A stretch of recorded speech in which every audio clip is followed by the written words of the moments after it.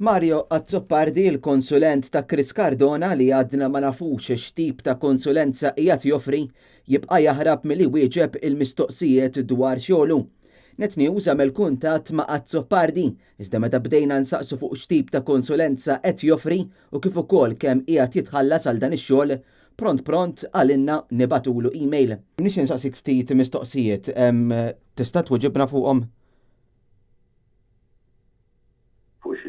Rigward li l-ħaqt issa bħala konsulent tal-Ministru Chris Cardona.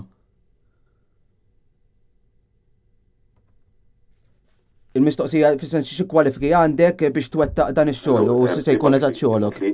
Allora ibat li email tista' nirrispondik ta'. Ġifieri ma sax tuġibna issa? Ibat li email. U laqqas ġifieri xi konsisti kemm għandek paga l-pakkett finanzjarju. All right.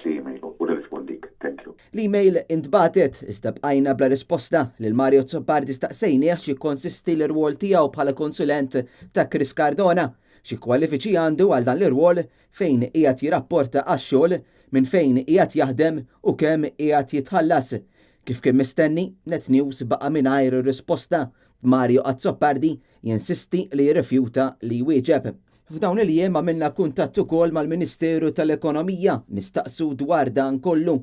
Fuq hekk infatti ħaddiem li jaħdem fl-istess Ministeru għalinna li Mario Azzoppardi lanqas biss għadu jersaq lil hemm.